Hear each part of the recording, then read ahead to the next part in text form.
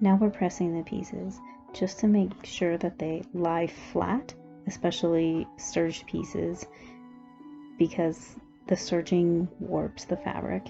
It'll stretch out curves a bit and the orange fabric got bunched up.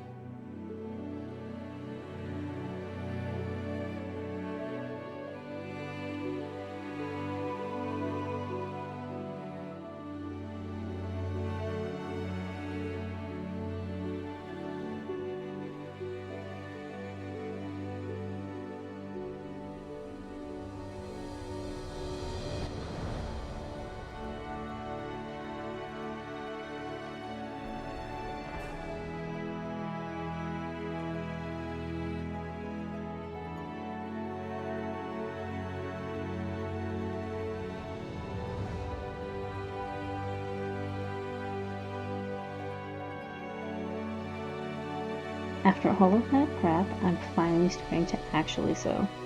Starting with the bodice lining. And remember that I'm making 2 dresses, so there's going to be 2 linings to make.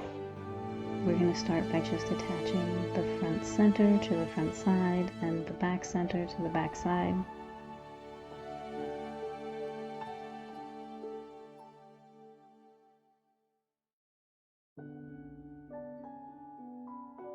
You can really tell here that I made the extension piece after the rest of the pieces because I made it too long, which I did on purpose.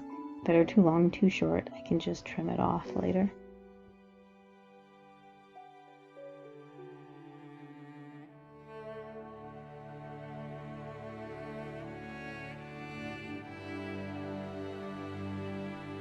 I sew over top of my pins, which is a gamble. If the machine needle hits a pin, it might snap and the pieces could possibly hit you in the eye or get lost in the machine. I wear safety glasses to avoid eye injuries, but I feel like a lot of people just take out the pins before they go under the presser foot.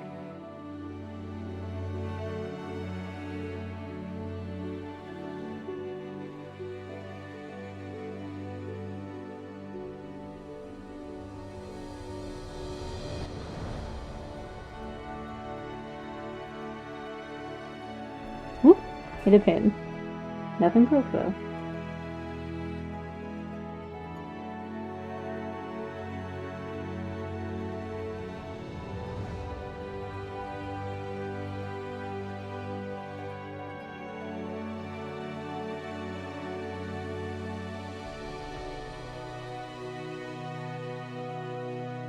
That's where I discover my machine cannot sew the white fabric.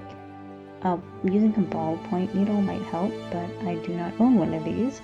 So instead, I try fiddling around with the pressure on the presser foot, the tension of the threads, trying different stitches, because I have had some success doing those sorts of things in the past with stretch fabric.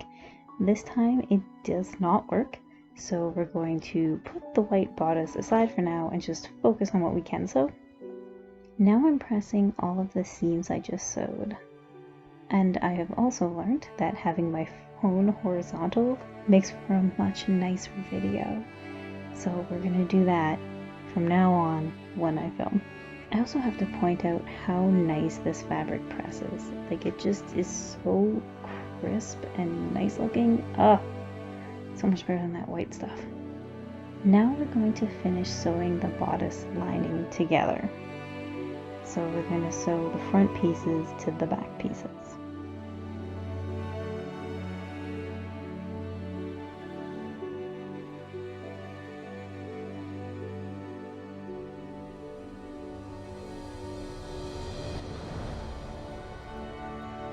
Now we're coming to the white fabric again. This time I'm sewing through wrapping paper.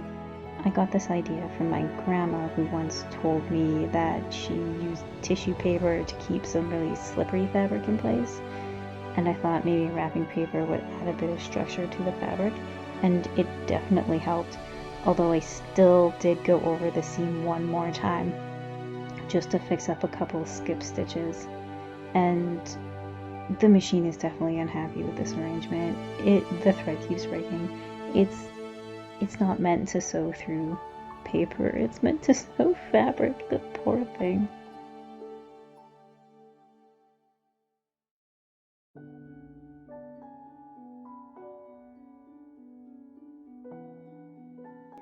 I found pressing this fabric a challenge as well.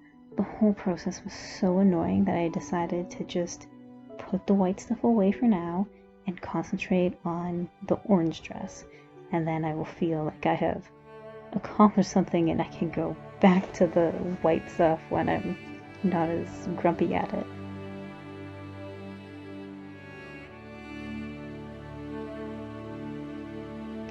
The only orange thread I had was this heavy duty stuff. It is completely the wrong type of thread to use with material that's this lightweight. I figured I might as well just use it up, and it worked out. Like, it was not too bad. It did contribute to the pulls in the fabric a bit. I'm sewing the side pieces to their corresponding center pieces now. I've decided to add an overlay of this sparkly black fabric to the extension pieces. I'm hoping it'll make it look like a design element instead of a, oh, I screwed this up and now I'm trying to fix it sort of thing. I trimmed the black fabric to be flush with the orange later, but I didn't put it in this video because the video was too long. I absolutely love watching these right angle turns.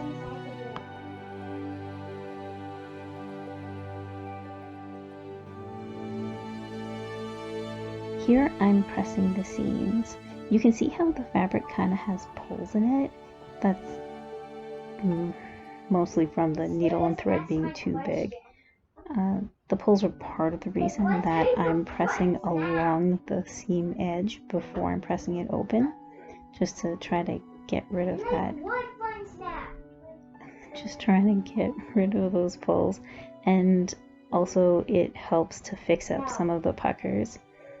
Sometimes you can also scratch puckers out, but I don't know. I feel pretty good about the way it turned out. It's not perfect, but what is, really? I'm putting the needle there because the fabric was slipping to the floor and I needed both hands for pressing.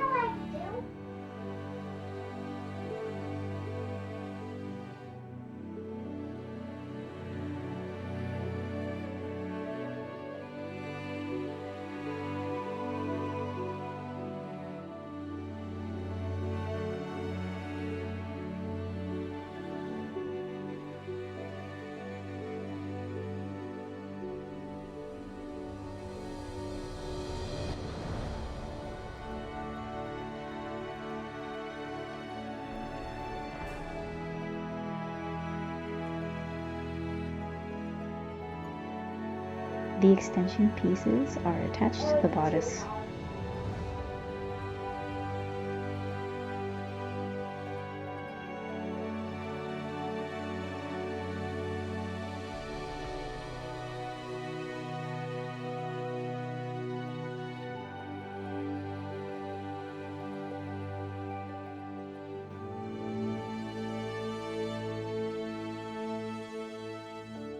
And here I'm sewing the lining to the self. I've also pressed the extension seams open.